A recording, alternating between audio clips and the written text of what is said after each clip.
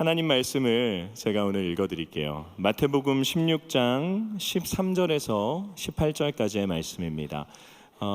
화면에 나오는데요, 우리 5절 말씀인데요, 너무 중요한 말씀이니까 우리 한 목소리로 함께 읽어보도록 하겠습니다. 시작.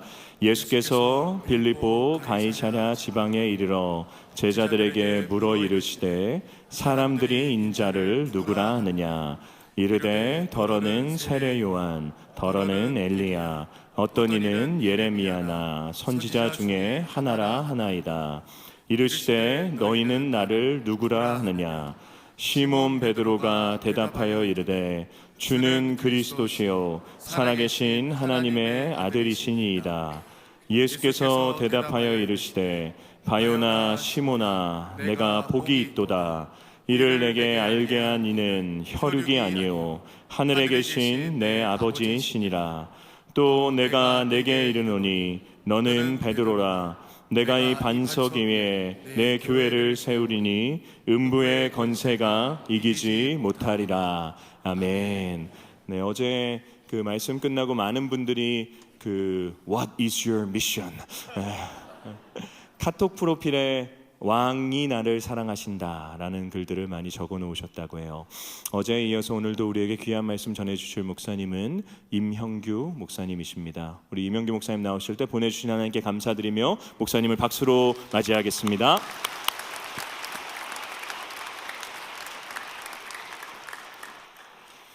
네, 감사합니다.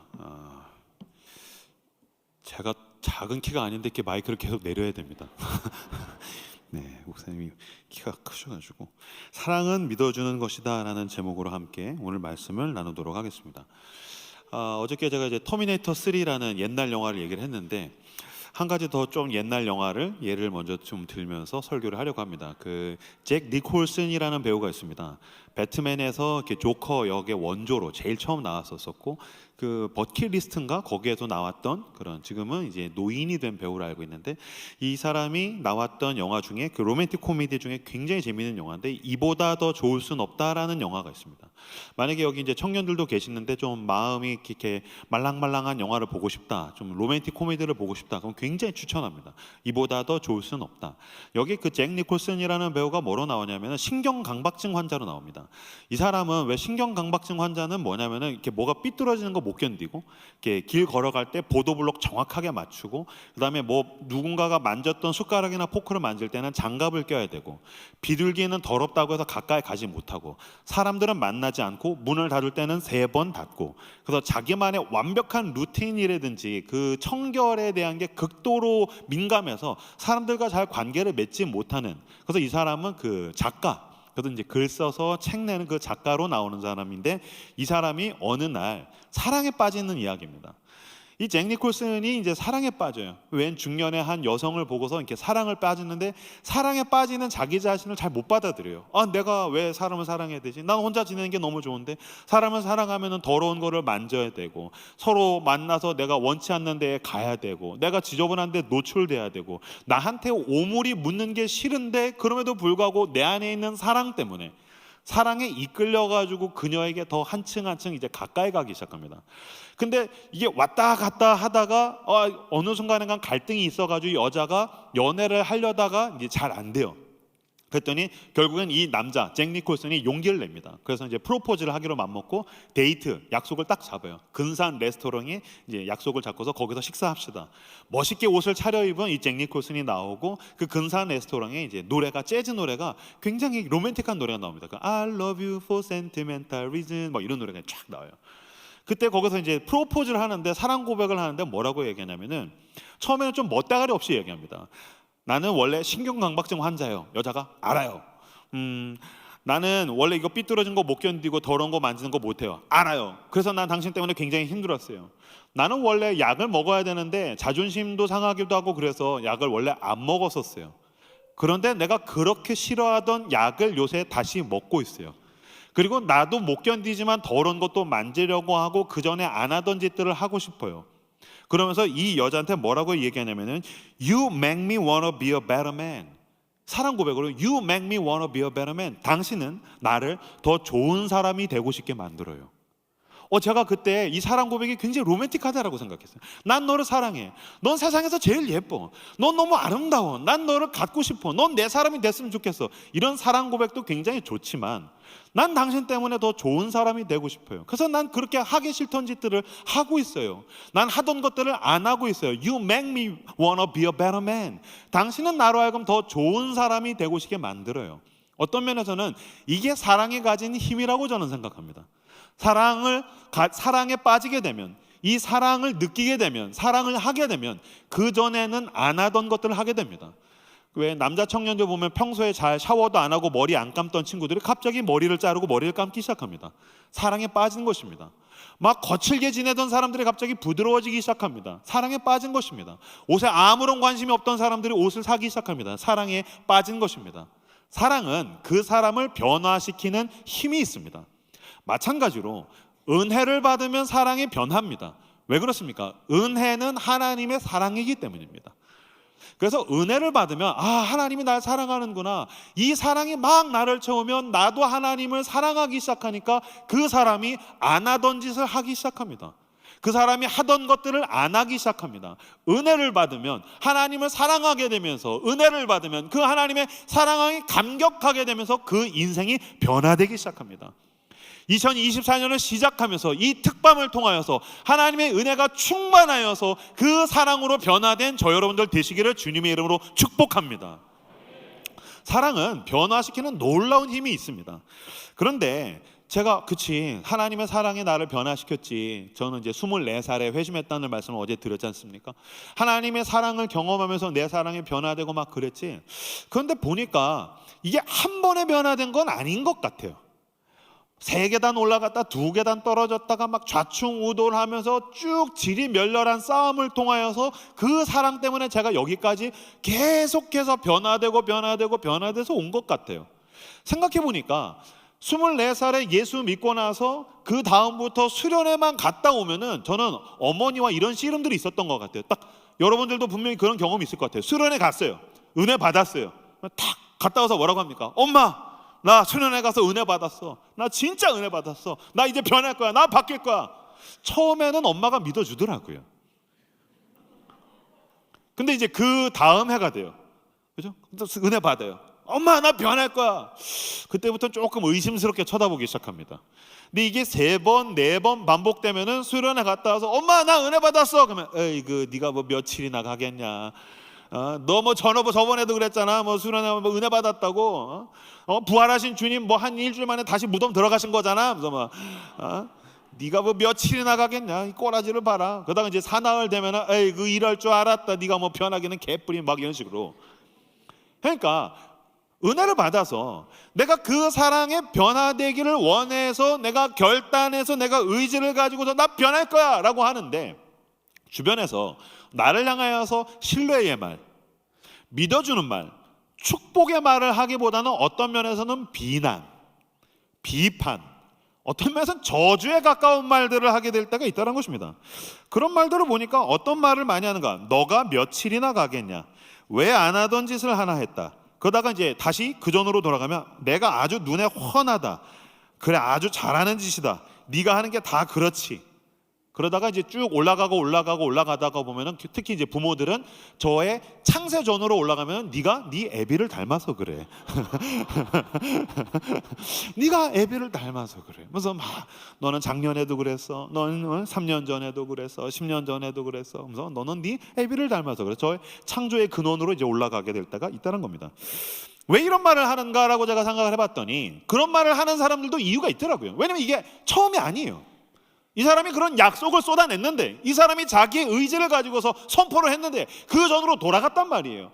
안 변한 것 같은 모습을 보였단 말이에요. 배우자가, 자녀가, 부모가, 또 교회에서 공동체 누군가가, 내가 직장에서 내가 살 가운데서 만난 그 사람이 지가 변하겠다고 해놓고 그 약속을 지키지 못하니까 상심한 것입니다. 상심. 자, 따라서 해주십시오. 상심. 너무 쉽게 아는 단어지만 상심, 어떤 단어인가 하고 제가 찾아봤더니 상이 상하다, 부서졌다, 깨졌다. 심이 마음심. 그래서 상심은 무슨 뜻입니까? 마음이 상했다는 것입니다. Broken heart. 마음이 깨졌어요. 처음에 엄마 나 바뀔 거예요. 여보 나 진짜 변할 거야. 부모님, 너 저 진짜 변할 거예요. 뭐 친구야, 나 진짜 바뀔 거야. 형제님, 집사님, 권사님, 전 진짜 바뀔 겁니다. 처음에 마음을 주죠.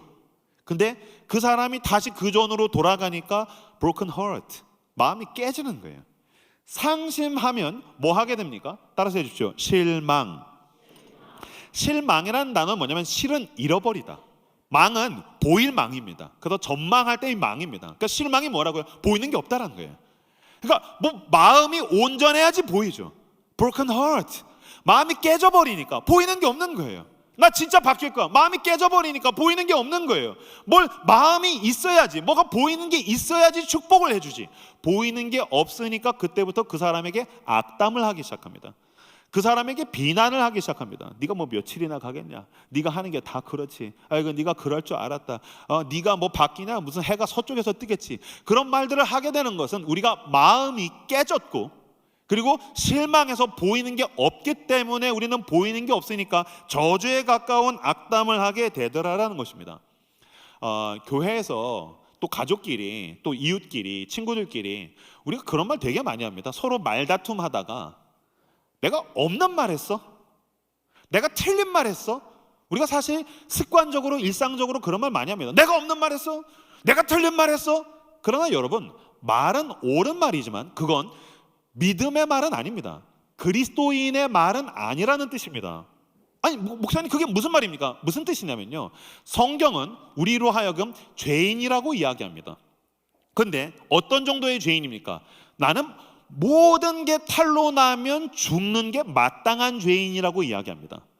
그러니까 나의 죄의 삭은 죽음이다라는 것은 무슨 뜻이냐면, 내 모든 게 드러나면 난 사람 노릇하고 살 수 없는 사람, 내 생각과 내 마음과 내 말과 내가 숨어서 했던 은밀한 모든 죄와 내가 삶 가운데 지었던 모든 죄가 드러나고 나면 난 그 자리에서 죽어야 마땅한 죄인.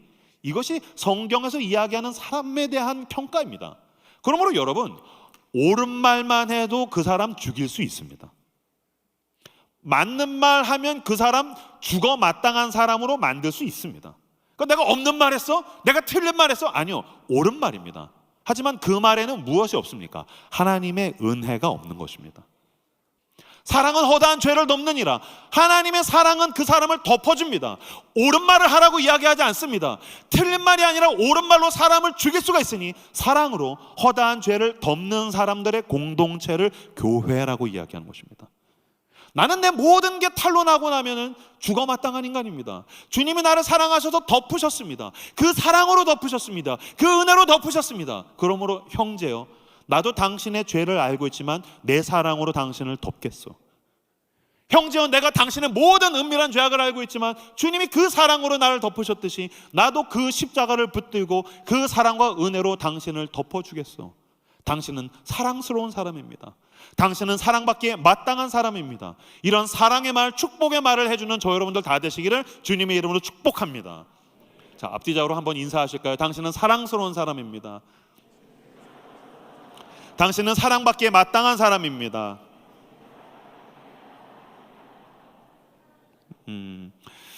저는 저희 교회에서 청년들이랑 같이 지내다가 너무너무 마음 아픈 형제들이나 자매들을 보게 되는 경우가 뭐냐면은, 어느 순간인가 주변에서 그 사람을 안 믿어주는 것뿐만이 아니라 더 마음 아픈 건 자기도 자기를 안 믿어주더라고요. 이건 이제 흔히 얘기하면 자존감이 낮은 사람들. 목사님, 제가 뭘 할 수 있겠어요? 목사님, 제가 하는 게 다 뻔하죠. 저는 안 될 거예요. 그리고 어떤 형제들은 진짜 이렇게 적나라하게, 저는 뭐 살 가치가 없는 것 같아요. 저 하나 죽는 게 낫지 않을까요? 심지어 자기 자신을 쓰레기라고 표현하는 사람들을 보면서 너무 마음 아픈 것은, 그 사람이 객관적으로 사실을 이야기할지라도 그 사람은 지금 뭘 모르는 것입니까? 은혜의 시선을 놓치는 것입니다. 은혜의 시선, 하나님의 그 사랑의 시선을 놓쳤을 때에는 우리는 나는 살 가치가 없어, 나를 숫자로 평가하고, 나를 내가 가지고 있는 재산 수준으로 평가하고, 나를 세상적인 세속적인 가치로 평가하니까 나는 살 가치가 없어, 난 쓰레기인 것 같아, 난 자존감이 낮아요, 내가 뭘 할 수 있겠어요? 라고 이야기할 때가 있다라는 것입니다.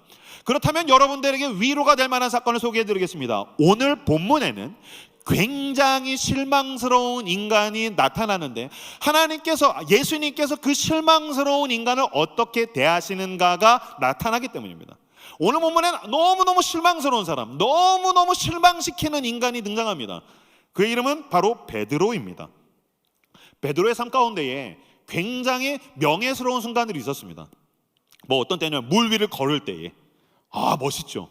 그리고 오늘 본문에서도 신앙을 고백할 때에, 아니면 오병이어의 사건 이후에 모든 사람이 떠나갈 때 영생의 말씀이 여기 계시면 내가 네게로 가겠습니까? 진짜 멋있죠.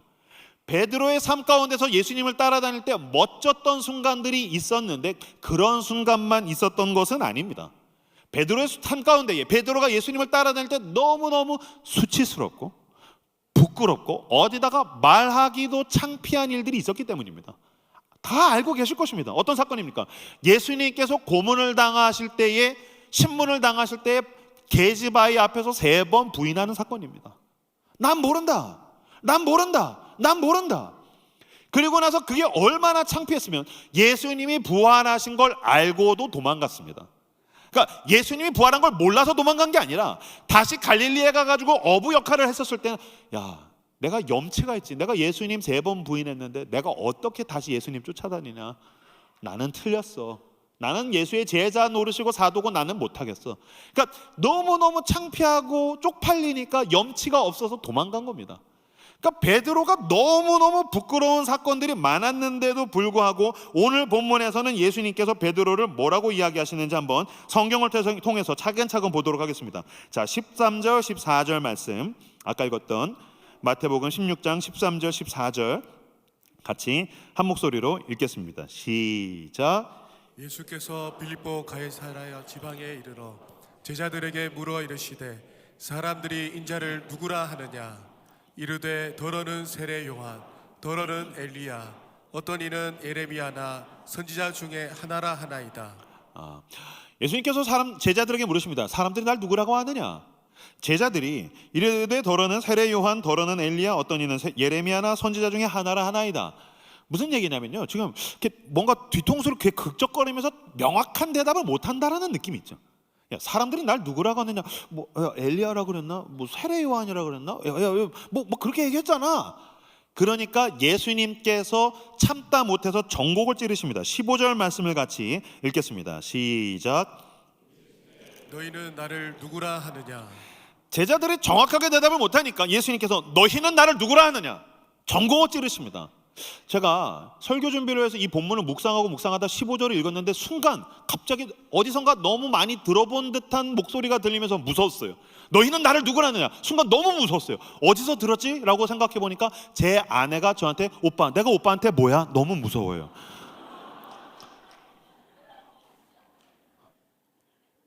너는 나를 뭐라고 하는데? 오빠, 내가 오빠한테 뭔데? 나를 뭐라고 하는데? 너희는 나를 누구라 하느냐? 전곡을 찌르는 거죠. 그랬더니 아무도 대답을 못할 때에 16절 말씀 같이 읽겠습니다. 16절 같이 읽겠습니다. 시작. 시몬 베드로가 대답하여 이르되 주는 그리스도시요 살아계신 하나님의 아들이시니이다. 아멘. 아무도 대답을 못하는데 베드로가 대답합니다. 주는 그리스도시요 살아계신 하나님의 아들이십니다. 근사하죠. 진짜 기가 막힌 신앙 고백이죠. 그런데 이 고백을 한 다음에의 베드로의 행적이 문제인 겁니다. 말은 근사하게 해놓고 베드로 그 다음에 뭐 합니까? 모두가 아다시피 3번 예수님을 부인합니다. 그리고 십자가에서 죽으신 다음에 부활했을 때 도망갑니다.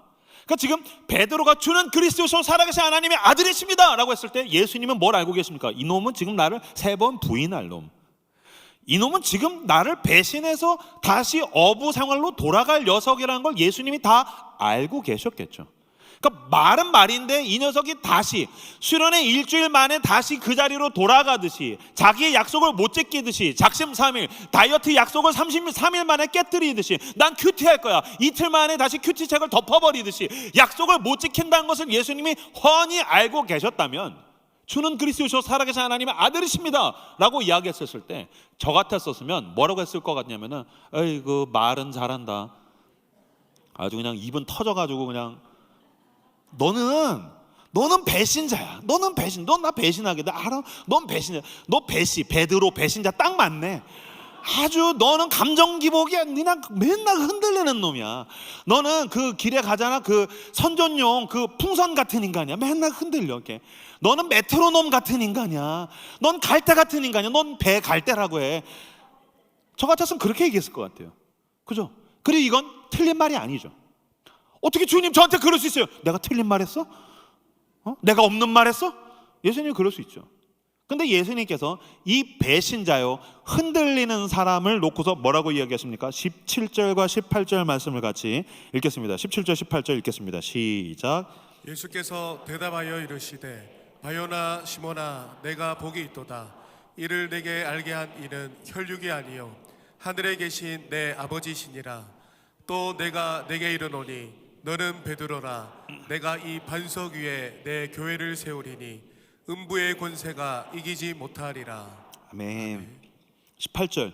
넌 반석이다. 3번 배신할 사람을 향해서 그걸 모두 알고 계신 예수님이 넌 반석이다. 예수님이 부활했었을 때 다시 도망가는 그 베드로를 향해서 넌 흔들리지 않는 사람이다. 넌 굳건한 사람이다. 여러분, 이건 객관적인 사실이 아닙니다. 이건 틀린 말입니다. 지금 예수님께서 뭐 하고 계신 것입니까? 객관적 사실을 뒤로 넘기시고 주관적으로 베드로를 지금 믿어주고 계신 것입니다. 얘는 흔들리는 인간인데 객관적으로는, 사실적으로는 배신자인데 예수님은 그 사실을 속주머니에다가 넣으시고 믿어주는 겁니다. 넌 반석이다. 넌 굳건한 사람이야. 여러분, 믿음은 객관적이지 않습니다. 믿음은 철저히 주관적입니다. 믿음은 사실을 부정할 때가 있습니다. 아니요, 부정하는 수준이 아니라 믿음은 객관적 사실을 초월합니다. 그래서 객관적 사실이 판단할 수 없고 가치 매길 수 없는 것을 바라보게 만듭니다. 그리고 결국에는 그 믿음이 승리하고 이기게 됩니다. 우리는 사실은 현실을 부정하는 주관적인 믿음을 먹고 자랐습니다.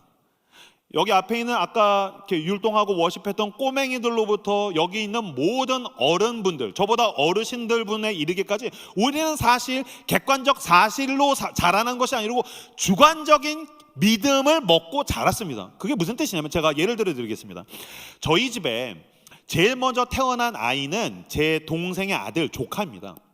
제 동생이 결혼도 먼저 했고 아이도 먼저 낳았고 목사도 먼저 됐어요. 아주 건방진 녀석이에요. 아주 예의가 없는 녀석이죠. 이제 조카가 먼저 태어났는데 저는 그때 이제 신혼 때예요. 그러니까 애를 낳아보지 못하니까 부모의 마음은 전혀 모를 때예요. 그리고 저는 요새 이제 흔히 MBTI 이야기하는데 MBTI 하면은 저는 INTP, T가 거의 90에서 100이 나옵니다. 그러니까 저는 이렇게 딱 머리, 나 감정에 휘둘리는 게 너무 싫어요. 정확하게 말해야 되는 사람이에요. 근데 애가 딱 태어났는데 애가 자라날 때에 보니까 너무 웃긴데? 그 아이를 대하는 부모와 그 조부모의 모양이 너무 웃기다라는 생각을 제가 하게 되었어요. 무슨 말이냐면요, 애가 태어나지 않습니까? 그러면 아이가 제일 먼저 하는 말이 뭔가 하고 보니까, 저도 우리 애를 키워보니까 미음, M을 영어로 M, 마를 제일 먼저 하는 것 같아요. 근데 마 하잖아요? 그럼 뭐라고 하냐면 그 엄마가 엄마라고 했다고. 엄마라고 했다고. 무슨 소리야? 그냥 입술 두 개가 부딪힌 거예요. 엄마. 근데 얘 엄마라고 했다고. 얘는 천재라고. 이건 사실이 아닙니다. 믿어주는 것입니다. 그 다음에 하는 말이 뭡니까? 비읍입니다. 빠. 그럼 그 옆에 있다 아빠가 아빠라고 했다고. 얘는 천재라고. 아니요, 그냥 빠라고 한 거예요. 근데 얘는 지금 아빠라고 했다. 그래, 내가 네 아빠야. 그건 객관적이지 않습니다. 그건 현실이 아닙니다. 그건 사실이 아닙니다. 뭐 하는 겁니까? 아빠가 지금 말도 할 줄 모르는 자식을 철저하게 주관적으로 믿어주는 겁니다. 그 조카가 저희 부모님 댁에 왔어요. 부모님, 그리고 저희 부부, 그리고 제 동생네 가족. 애가 막 이렇게 애가 하라고 했어요. 그 다음에 세 번째 마 했더니 엄마가 엄마라고 했다고, 빠 아빠라고 했다고. 그 다음에 하라고 했더니 저희 아버지가 할아버지라고 했다고. 얘가 지금 할아버지라고 했다고. 그래서 제가 옆에서 아버지, 그냥 아버지를 비웃은 걸 수도 있잖아요.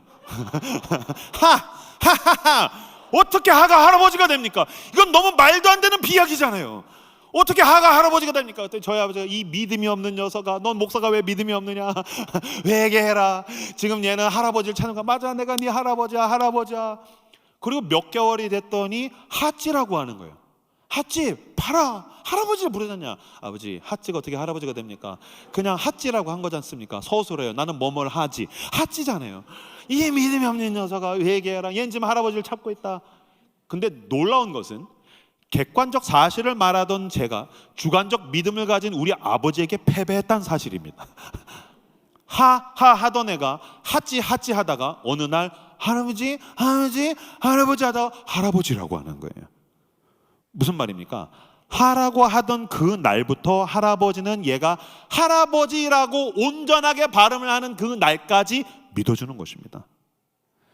아이가 돌이 좀 지나면 일어나기 시작합니다. 아이가 일어납니다. 우리 애 일어났다고, 우리 애가 이제 걸을 거라고. 엄마 여기 있어, 걸어와봐. 뭘 걷습니까? 일어나면 자빠집니다. 근데 여러분 그거 아십니까? 자빠졌을 때 그 누구도 틀렸네, 우리 애는 이제 못 걸어, 걷는 거 틀렸어. 어른분들이 이 말 잘 모를 수 있는데 요새 젊은이들 사이에서 유행하는 그 유튜브에서 나오는 유행어 중에 에헤이 뭐 조졌네 뭐 그 말 하더라고요. 얘는 이제 못 걷. 아니요, 그렇게 얘기하지 않습니다. 아이가 일어나는 첫날부터 엄마는 이 아이가 걸어가는, 온전히 걷는 그 날까지 믿어줍니다. 학자들이 이야기하기를 아이가 일어나서 걷게 되기까지 3,000번을 넘어진답니다. 1층과 2층에 계신 모든 예배자들, 당신은 3,000번을 넘어졌습니다. 그리고 다시 일어나서 걸으려 해가지고 그 4,000번을 넘어서 걸었습니다. 당신이 걷게 되기까지 당신 주변에 있는 그 누군가가 나를 믿어주었습니다. 우리 아들은 걷게 될 거야, 우리 딸은 걷게 될 거야. 계속해서 그 사랑으로 믿어주는 것입니다. 넌 유치원에 가게 될 거야, 넌 친구를 사귀게 될 거야, 너는 말을 하게 될 거야, 너는 사랑을 배우게 될 거야, 넌 예의 있는 아이가 될 거야, 넌 너 스스로 원하는 것들을 성취하게 될 거야. 아니 엄마 난 친구랑 싸웠어요, 다시 화해하게 될 거야. 너는 이 실패를 극복하게 될 거야. 중학교를 가고 고등학교를 가고 넌 연애하게 될 거야, 결혼하게 될 거야, 아이를 낳게 될 거야, 키우게 될 거야. 그래서 그 믿음으로 말미암아 우리가 여기까지 왔다는 것입니다. 근데 우리가 어느 순간인가 자라나고 나서 어른이 되고 나면 내가 틀린 말 했어, 못 걷는다고, 내가 없는 말 했어, 틀렸다고, 안 된다고. 아니요, 맞는 말이지만 그 말엔 사랑으로부터 기인한 믿음이 없는 겁니다. 예수님께서 지금 이 넘어지는 게 당연한, 앞으로 배신할 게 훤한 이 베드로를 향해서 뭐라고 하십니까? 넌 베드로다, 넌 반석이다. 지금 예수님께서 베드로를 믿어주고 계시더라라는 것입니다. 사랑은 믿어주고 그 믿음으로 말미암아 우리는 성숙해지고 성장한 것입니다. 로마서 1장 17절에 보면은 복음에는 하나님의 의가 나타나서 믿음으로 믿음에 이르게 하나니 라는 말이 나와 있습니다. 복음에는 하나님의 의가 나타나서 믿음으로 믿음에 이르게 하나니. 그냥 읽고 보면 좋은 말인데 복음에는 하나님의 의가 나타나서 믿음으로 믿음에 이르게 하나니. 근데 이거 곰곰이 생각해 보면 애매한 말입니다. 이게 무슨 뜻입니까? 복음에는 하나님의 의가 나타나서 믿음으로 믿음에 이르게 하나니. 아니죠. 복음은 하나님을 잘 믿는 것이다. 쉽죠. 복음은 하나님만 믿는 것이다. 편하죠. 복음은 하나님 외에 다 부정하고 하나님만을 믿는 것이다. 쉽죠. 근데 복음에는 하나님의 의가 나타나서 믿음으로 믿음에 이르게 하나니. 왜 믿음이 두 번 나온 거지? 이게 우리나라에는 믿음으로 믿음에 이르게 된다라고 똑같은 단어라고 나와 있는데 이게 헬라어 이 원어에 보면은요, 앞에 믿음과 뒤에 믿음이 다른 단어입니다. 앞에 있는 믿음은 변하지 않는 굳건한 믿음이고 뒤에 있는 믿음은 좀 흔들릴 수 있는 믿음입니다. 제일 쉽게 말씀드리죠. 앞에 있는 믿음은 하나님의 것입니다. 뒤에 있는 건 인간의 것입니다. 제가 그래서 임영규 버전으로 의역해드리면 그것입니다. 복음에는 하나님의 신실하심이 드러나서 하나님께서 우리를 사랑하심으로 말미암아 우리를 먼저 믿어주십니다. 그 믿어주심과 그 신실하신 가운데 우리도 이제 그분을 믿고 따를 수 있게 된 것입니다. 먼저 어떤 믿음이 있다고요? 우리의 믿음이 먼저라고요? 아니요. 우리를 사랑하셔서 그 아들을 내어주신 사랑, 십자가의 사랑이 먼저 있었고 그 다음에 우리를 믿어주시는 분이 계셨습니다. 넌 반석이다. 넌 일어나게 될 것이다. 너는 걷게 될 것이다. 너는 용서하게 될 것이다. 너는 사랑하게 될 것이다. 너는 나 예수 그리스도를 닮게 될 것이다. 그렇게 믿어주셔서 그 믿음으로 말미암아 우리도 그 믿음에 이르게 되었다라는 것입니다. 하나님께서 마찬가지로 지금 저와 여러분을 믿어주십니다. 내가 내일 넘어질지라도 주님이 나에게 말씀하십니다. 넌 반석이다. 아니요 주님 나는 넘어집니다. 아니 내가 너를 거기까지 끌고 갈 거야. 내가 너에게 온전한 그 날을 줄 거야. 제가 요새 그 부르는 찬양 중에 갈보리 언덕 넘어 그 날 온전케 되리. 제가 그 찬양 가사가 너무너무 좋아요. 갈보리 언덕 넘어 그 날 온전케 되리. 형규야, 예 주님, 저는 날마다 흔들려요. 나는 내 죄와 싸우는 게 너무너무 힘들어요. 주님, 나는 주님을 믿고 따르는 게 나는 너무너무 어려운 것 같아요. 주님, 나는 그 소명을 이룰 수 없을 것 같아요. 나는 저 사람을 사랑할 수 없을 것 같아요. 난 저 사람을 용서할 수 없을 것 같아요. 나는 저 사람에게 복음을 전달할 수 없을 것 같아요. 주님, 나는 가족 관계가 너무너무 힘들어요. 주님, 나는 이 공동체에서 너무너무 어려워요. 아니야, 내가 너를 불렀고 내가 너를 믿어줄 거야. 그리고 내가 너와 동행할 거야. 내가 너에게 능력을 부어줄 거야. 걱정하지 마라. 너에게 그 갈보리 언덕 넘어 그 날이 오게 될 거야. 복음에는 하나님의 의가 나타나서 믿음으로 말미암아 믿음에 이르게 되나니, 하나님이 당신을 믿어주십니다. 그 믿음으로 말미암아 승리하는 줄로 믿습니다. 요나서라는 성경은 굉장히 재밌는 성경입니다. 요나서에 보면 한 선지자가 등장을 하는데, 이 사람은 요나, 이름이 요나입니다. 이 사람은 북이스라엘에서 가장 유명한 선지자 중에 한 명이었었습니다. 그러니까 그냥 이름이 없는 선지자가 아니라 그 당대에 가장 유명한 선지자였었습니다. 근데 하나님께서 이 요나에게 실천하기 힘든 이야기를 하십니다. 니느웨에 가라는 것입니다. 니느웨는 어떤 곳이냐면 아수르의 수도인데, 제일 쉽게 말씀드리면 그겁니다. 우리나라랑 일본이 관계가 안 좋지 않습니까? 이 정도 수준이 아니라 하나님께서 요나야, 너 저 니느웨에 가서 복음을 전해라. 이거를 자크 엘룰이라는 학자가 뭐라고 표현했냐면, 2차 세계대전 때 이 나치가 이스라엘 사람들을 학살했지 않습니까? 이스라엘 랍비가 베를린 광장에 가서 복음을 외치는 거라는 거예요. 그 아수르라는 제국이 이스라엘 사람들을 어마어마하게 학살했어요. 막 제가 지금 여기 꼬맹이들이 있어서 이건 19금이라서 말씀드릴 수가 없어요. 너무너무 잔인하게 학살하는 거를 모두 요나가 봤는데, 하나님께서 그 요나에게 너 지금 니느웨에 가서 복음을 전해라. 그 심장에 가가지고도 복음을 전해라. 우선 가서 복음을 전하는 것도 싫은데다가 더 싫은 게 있죠. 이 왼수들이 회개하고 뒤집어져서 은혜를 경험하는 건 더 싫은 거예요. 사실 우리가 그럴 때가 있지 않습니까? 전도할 때도 보면은 내가 진짜 친한 사람만 전도하고 싶지, 내가 어떤 사람 시기해요. 어떤 사람 부러워요. 근데 이 사람 예수 안 믿어요. 저 사람은 좀 늦게 예수 믿었으면 좋겠다. 그 은근히 어쨌든 내가 가는 그곳에 얘는 없었으면 좋겠다. 뭐 거기 꼭 지옥이라고 얘기하진 않겠습니다만, 나는 복음을 가지고 천국에 가는데 얘는 다 가졌는데 뭐 얘가 천국도 가야 되나면서 뭐 그런 느낌이 있잖아요. 그러니까 니느웨는 왼수니까, 게다가 대제국이니까 가기가 싫은 거죠. 그래서 어떻게 합니까? 도망갑니다. 그래가지고서 도망가려고서 계속해서 밟아놓죠. 어떻게 했냐면은 배를 타고서 도망가죠. 그래서 요나가 배를 타고서 도망을 가다가 그 배가 뒤집어져서 물고기를 삼켜가지고서 그 물고기에서 토해나서 그 물고기 배에서 회개해가지고서 다시 니느웨로 갑니다. 그러니까 인간이 결국에는 물고기 뱃속에 들어갔다 와야지 말을 듣나 봐요. 저도 그렇고. 그 물고기 뱃속에 사흘 들어갔더니 거기서 살려주시오, 뭐든지 하겠습니다. 그래가지고 뱉어놨더니 이제서야 비로소 니느웨 가서 복음을 전하는데, 집에 가셔서 요나서를 잘 읽어보시면 진짜 재밌습니다. 요나서 3장에 보시면 요나가 하나님의 말씀이 다시 요나에게 임하여서 너는 가서 복음을 외쳐라라고 했는데, 니느웨가 얼만큼 컸냐면요, 니느웨는 사흘을 다닐 만큼 큰 성읍이더라. 근데 요나가 하룻길을 다니며 외쳐 이르되 40일이 지나면 망할 것이다. 요나가 가야 할 니느웨가 얼만큼 크다고요? 사흘길을 다녀야 할 만큼 큰데 니느웨가 어떻게 순종했다고요?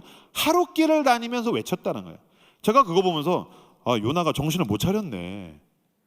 사흘을 다녀야 할 만큼 큰 성읍이면 며칠 다녀야 됩니까? 사흘 다녀야죠.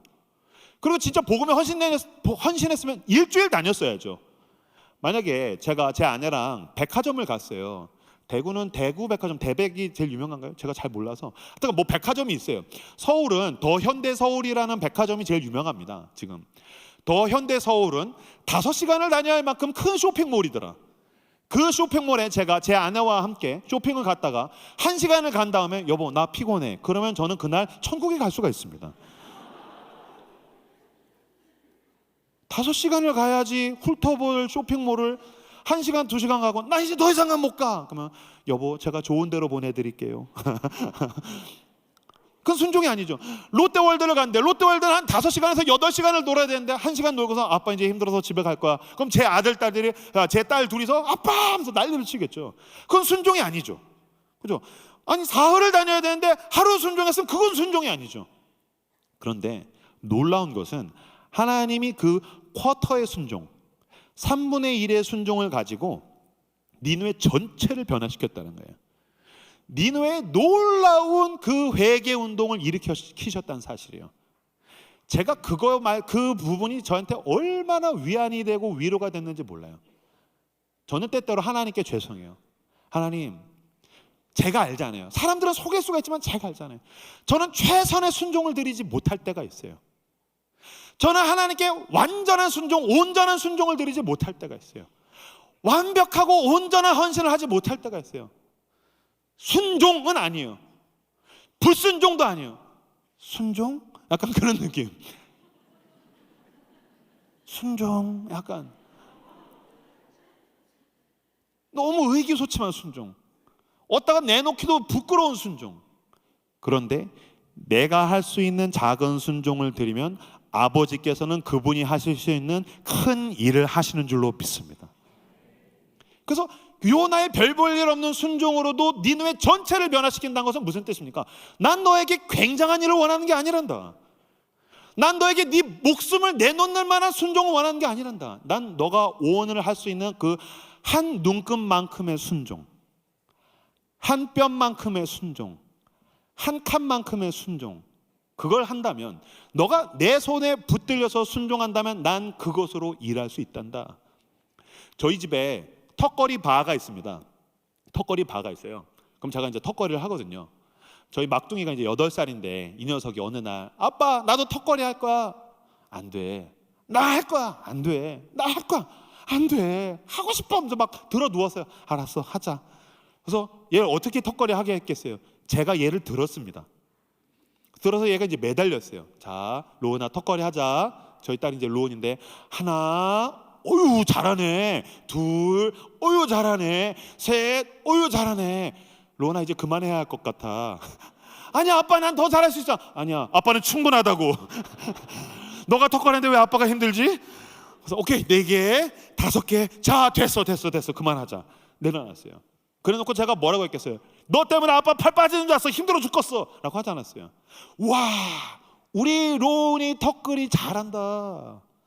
이야, 우리 로운이 진짜 턱걸이 잘한다. 보니까 하나님께서 이렇게 일하시더라고요. 우리의 작은 손에 아버지의 큰 능력이 덮어지는 거예요. 다윗은 돌을 던졌을 뿐이에요. 그 돌을 가지고 하나님께서 붙드셔서 골리앗을 쓰러뜨리시죠. 그리고서 이놈들아, 니네가 못하니까 내가 죽였어 라고 하지 않고, 이야 우리 다윗 대단하다. 누가 있습니까? 아버지께서 다윗의 작은 순종을 통해서 일하시는 것입니다. 오병이어의 기적을 생각해 보십시오. 어린아이의 떡 5개를 가지고서 예수님께서 떡을 떼셔서 먹이셨습니다. 이 불순종하는 인간들, 너네는 굶는 게 마땅하다라고 얘기하지 않으시고 이 어린아이의 도시락에 축사하셔서 이 어린아이의 이름이 계속해서 성경에서 외자되게 하셨습니다. 어린아이의 작은 도시락에 그분의 크신 능력이 더해지신 겁니다. 마찬가지로 우리가 예수 그리스도를 따라서 세상 속에서 살 때에 주님께서 지금 우리에게 굉장하고 대단하고 남다른 순종을 원하시는 것이 아닙니다. 내일 내가 할 수 있는 그 한 뼘만큼의 순종, 내가 내일 할 수 있는 그 한 걸음, 각도를 하면은 한 각도, 계단 한 칸만큼의 순종과 그 헌신과 그 한 걸음을 통해서 주님의 놀랍고도 큰 능력이 우리 모두에게 나타난 줄로 믿습니다. 그러므로 여러분, 내가 오늘 살아가는 내 모습이 별 볼 일 없을지라도 두려워하지 마십시오. 걱정하지 마십시오. 불안해하지 마십시오. 주님은 지금 나의 별 볼 일 없음을 가지고서 붙들고 지금 믿어주시는 가운데 끌고 가시는 것입니다. 어느 날 제가 집에 퇴근하고서 왔더니 저희 아내가 저한테 이 얘기를 해주는데, 그 딸 둘이서 11살, 8살 딸 둘이서 막 싸웠대요. 저희 집에 있는 제일 큰 이슈는 11살 언니와 8살 딸이 맨날 싸우는 게 이제 제일 이슈예요. 엄청 싸워요. 하루에도 뭐 10수번씩 싸워요. 저희 집도 다 해봤어요. 오은영 씨 하라는 대로 다 했어요. 안 돼요. 그럼 오은영만 돼. 우리 집은 안 되는 것 같아요. 뭐 이것도 해보고 저것도 해보고 다 하는데 안 돼요. 제 아내가 저랑 연애할 때는 진짜 이렇게 싸우거나 신혼 때도 싸우면 그냥 자기 말 한마디 못하고 조용하게 우는 정말 여자한 사람이었는데, 딸 둘을 키우다가 보니까 어느 날 제 아내가 이렇게 락커가 되어 있어요. 싸우지 마라! 그래서 막 싸우지 마라 했지! 그래서 그 이제 집에 오면 내 아내가 또 락앤롤을 부르고 있구나 하면서, 그 이제 아내가 얘기해 주는데 딸 둘이 또 싸웠대요. 그래서 니 싸우지 마라 했지! 그랬더니 이제 큰 딸이 눈치가 있으니까 지는 지방으로 이제 들어가서 공부하는 척을 하는 거예요. 공부를 하는 건 아니고 그냥 공부하는 척을 하는 거예요. 근데 문제는 이 턱걸이 하게 해달라고 쫄랐던 이 눈치 없는 이 8살 녀석이 엄마가 속상해가지고 설거지 막 하고 있는데 와가지고 말을 걸더래요. 여기 이제 남편분들은 아시겠지만 아내에게 아내의 얼굴에 음부의 권세가 임했었을 땐 건들지 않는 것이 상책입니다. 뭔가 말을 하려고 할 때 그 성령의 음성이 들리지 않습니까? 그 입 다물라. 잠잠하라. 예, 주님 알겠습니다. 저도 아니야 멈춰. 마치 하나님께서 아브라함이 번제를 들 때 아브라함아 라고 간곡하게 부르듯이 로나 그건 아니야 멈춰. 근데 이제 엄마 하고 이제 설거지할 때 불렀다라는 거예요. 엄마. 그때 제 아내가 아시지만 애들 혼내면 제일 속상한 건 엄마 아빠죠. 너무너무 속상하죠. 엄마 그랬더니 왜? 그랬더니 그 딸이 막둥이가 3마디를 했어요. 엄마 왜? 첫 번째, 엄마 아빠도 싸우잖아. 나랑 언니도 그래. 그래서 뭐? 두 번째, 혼날 때마다 진짜 싸우지 말아야지 하는데 그게 잘 안 돼. 세 번째 말이 가관입니다. 엄마, 사람이 다 그래. 제 아내가 여기서 빵 터졌다는 거예요. 엄마 아빠도 싸우잖아. 엄마 아빠 싸우고 나면 맨날 용서해달라고 미안하다고 하지만 또 싸우잖아. 나랑 언니도 그래. 진짜 그때마다 나 싸우지 말아야지 해. 근데 그게 잘 안 돼. 엄마, 사람이 다 그래. 근데 저도 그 얘기 듣고 빵 터졌어요. 그리고 그 주에 제가 하나님 앞에 혼자서 막 기도하는데 제가 제 스스로 못마땅한 거예요. 난 하나님께 더 근사하게 순종하고 싶은데, 난 진짜 보란듯이 죄와 싸워서 이기고 싶은데, 난 진짜 이 시대 가운데 놀라운 하나님의 역사를 나타내는 그리스도의 종이 되고 싶은데 하나님 왜 난 이 모양이죠? 그때 하나님께서 저희 막둥이의 입술을 빌려서 이야기하셨어요. 형규야, 사람이 다 그래. 너 진짜 하나님 저 진짜 다시 안 그럴게요. 전 진짜 순종하고 싶어요. 그러지? 근데 잘 안 되지? 사람이 다 그래. 빌립보서 1장 6절 말씀입니다. 너희 안에서 착한 일을 시작하신 이가 그리스도의 예수의 날까지 이루실 줄을 우리는 확신하노라. 아멘. 형규야, 사람이 다 그래. 너 오늘 목청이 터져라 기도한다고 내일 온전한 날이 오는 것이 아니란다. 그러나 우리가 믿는 것은 먼저 지금 예수님께서 우리를 뭐 하신 것입니까? 믿어주시는 것입니다. 형규야, 넌 반석이야. 아니요, 전 지금 너무 보잘것없는 것 같아요. 전 너무 형편없어서 못 견디겠어요. 아니야. 너희 안에서 착한 일을 시작하신 이가 그리스도 예수의 날까지 이루실 줄을 우리는 확신하노라. 아멘. 지금 내 안에 있는 일, 오늘 나에게 일어나는 일은 별 볼 일 없고 형편없고 엉터리 갔을지라도 갈보리 언덕 너머 그날, 나를 온전케 하시는 그날, 그리스도 예수의 그 날이 우리에게 오는 줄로 확신하는 저 여러분들 되시길 주님의 이름으로 축복합니다. 우리는 그 날을 향해서 하루하루 나아가는 것입니다. 그 날을 향해서 예수를 쫓아 한 걸음 한 걸음 나아가는 것입니다.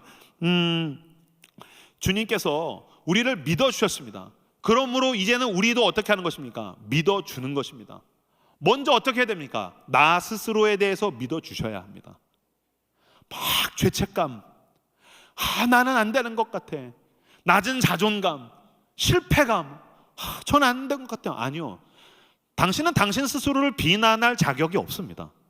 왜냐하면 죄인인 당신은 이미 십자가에서 죽었고 하나님께서 그 아들을 값으로 주신 그 고귀한 당신만 남았기 때문입니다. 그러므로 예수님께서 당신을 믿어준다면 당신도 당신 스스로를 믿어줘야 합니다. 나는 고귀한 사람입니다. 나는 거룩한 사람입니다. 나의 오늘은 별 볼 일 없을지라도 나에게 그 온전한 그 고귀함, 그 거룩함을 향해서 주님께서 나를 인도하신 줄로 믿습니다. 이걸 먼저 받아들이고 나 자신에 대해서 난 고귀한 사람이다. 그러므로 나와 어울리지 않는 이 죄악들을 멀리하겠다. 난 거룩한 사람이다. 난 예수를 닮은 사람이다. 그러니 나는 예수를 닮은 말들, 예수를 닮은 생각들, 난 예수를 닮은 행동들, 나의 돈과 시간으로 나는 작은 예수로 이 대구 지역에서 살아가겠다는 그 마음을 가지시는, 그 자아상을 회복하시는 여러분들 되시기를 주님의 이름으로 축복합니다. 그리고서는 이제는 그 주변을 향해서 믿어주셔야 합니다. 주변에 가족을 믿어주셔야 합니다. 남편, 배우자가, 아내가 변하지 않습니까? 믿어주셔야 됩니다.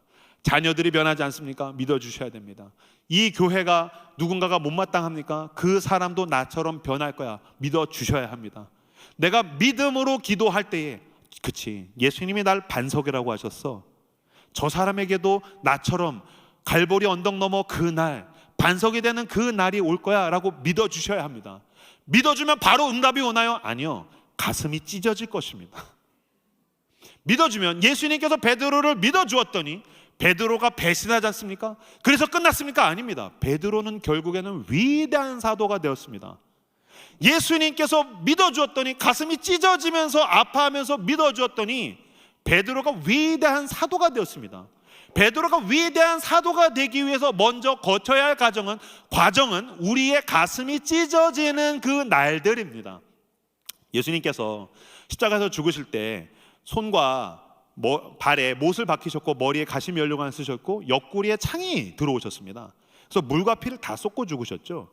이때 창이 찔릴 때 사람들이 옆구리라고도 흔히 알고 있는데, 그 르네상스나 중세 그림들 보시면은 도마가 의심하면서 예수님의 창자국에 못을 댈 때에 갈비뼈 아래에다가 합니다. 이렇게 측면, 옆구리가 아니고요, 갈비뼈 아래에다가 이렇게 손가락을 넣는 장면을 볼 수 있습니다.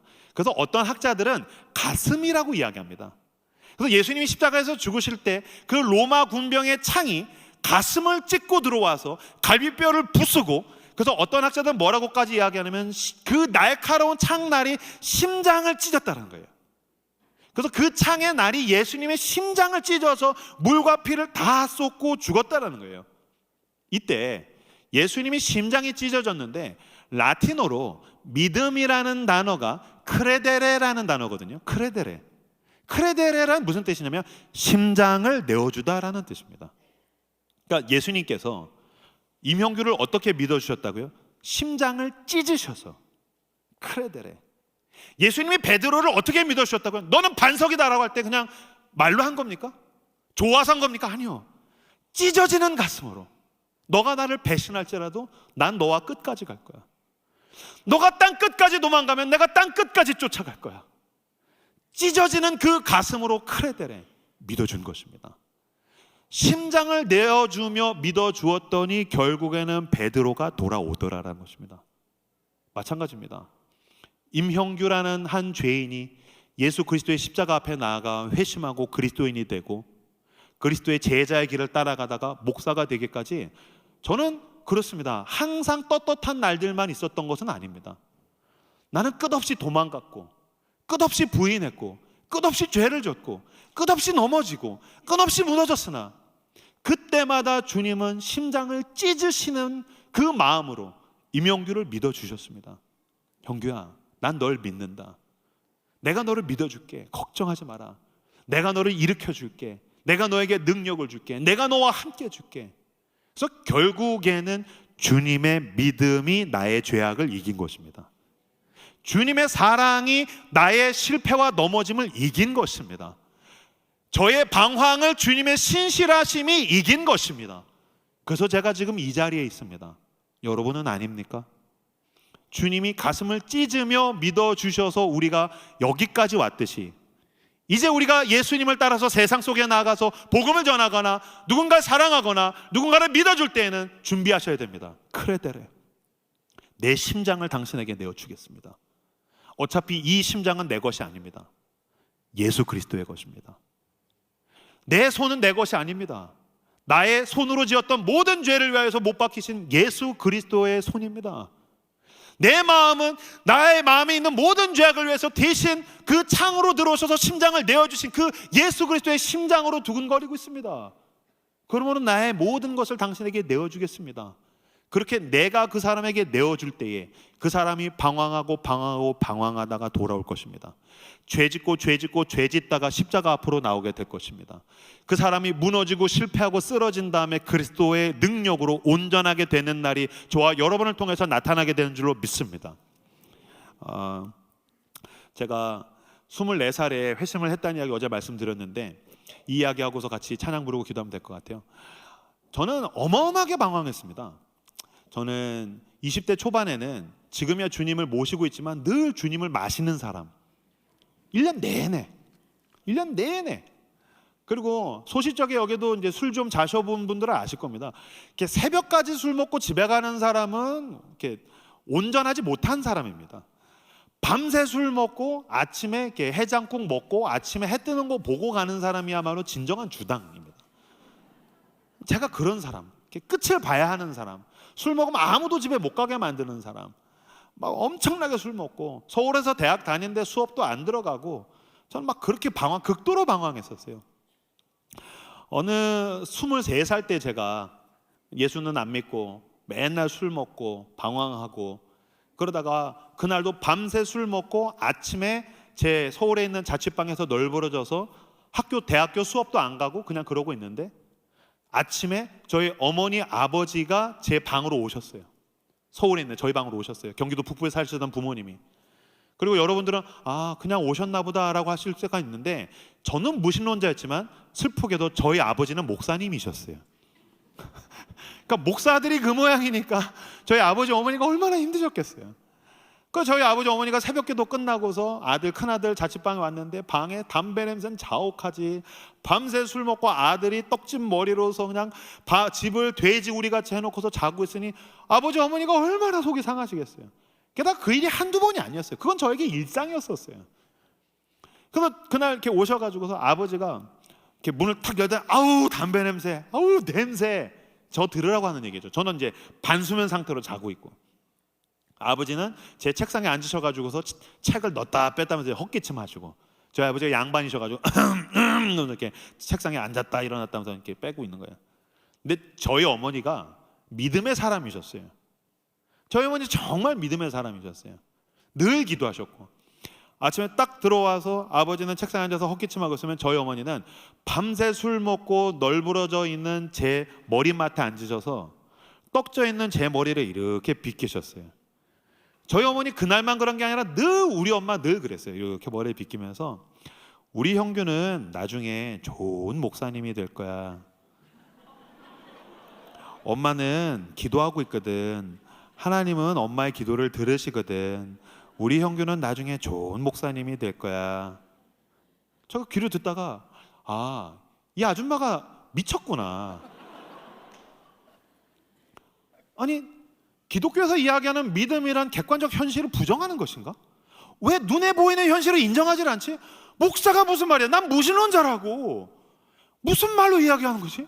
근데 저희 어머니 늘 그랬어요. 제가 그날 저녁에 마치 우리 엄마를 비웃듯이 또 포장마차 가서 친구들과 소주잔 기울이면서 뭐라면, 야, 아까 우리 엄마가 나한테 뭐라 하는지 아냐? 뭐라 하는데, 나중에 나 목사 된대. 그때 제 친구가, 네가 목사면 내가 스님이지 그랬어요.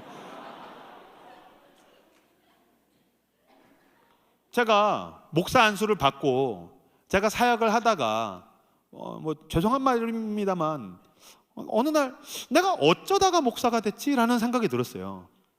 물론 여러분, 인생에서 가장 소중한 부르심은 내가 열정과 사랑을 가지고 따라가지만 그 자리에 있을 때는 내가 어쩌다가 이렇게 됐지? 여기 부부들도 결혼할 땐 너무너무 사랑해서 결혼했는데 한 10년 지나면 내가 어쩌다 이 인간이랑 결혼했지? 다 그러시는 거잖아요. 그죠? 내가 어쩌다가 목사가 됐지? 그 제가 기도하다가, 하나님, 제가 어쩌다가 목사가 됐죠? 제가 어쩌다가 목사가 됐죠? 그때 하나님께서 저한테 보여주셨던 장면이 있었어요.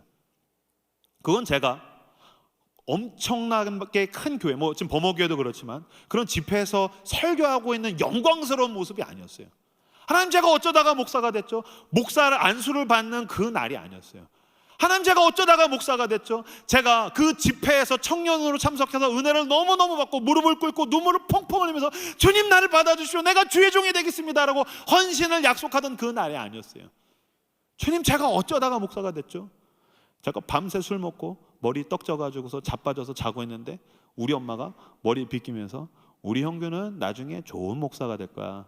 엄마가 기도하고 있거든. 그 장면을 보여주시는 거예요. 아, 우리 엄마의 기도가 나의 방황을 이긴 거구나. 아, 나의 죄악을 예수 그리스도의 십자가의 사랑이 이긴 거구나. 저는 시편 139편 너무너무 사랑합니다. 내가 주의 영을 떠나 어디로 가겠습니까? 하늘 위에 가면 거기 계시고 땅 아래 스올에 가도 거기 계시고 너무너무 지긋지긋해서 새벽 날개를 치며 하나님 난 이제 여기까지입니다. 새벽 날개를 치며 바다 끝에 가서도 거기서도 주의 오른손이 나를 붙들고 계십니다. 주님이 당신을 믿어주십니다. 그리고 갈보리 언덕 넘어 그 온전케 되는 날이 저와 여러분에게 올 것입니다. 그 심장을 내어주신 사랑으로 믿어주셨으므로 나도 이제 누군가를 향하여서 내 심장을 내어주더라도 당신을 사랑하고 믿어주겠습니다. 그렇게 나아가는 저 여러분들 되시기를 주님의 이름으로 축복합니다. 사랑이 이깁니다. 제가 우리 엄마 생각할 때마다 이 노래 들으면서 많이 울었습니다. 믿음이 이기네, 믿음이 이기네, 주 예수를 믿음이 뭘 이긴다고요? 온 세상 이기네. 아멘. 믿음이 이김으로 그 사랑과 믿음에 붙들려 담대하게 예수를 따라 세상 속으로 나아가시는 작은 예수 되시기를 주님의 이름으로 축복합니다.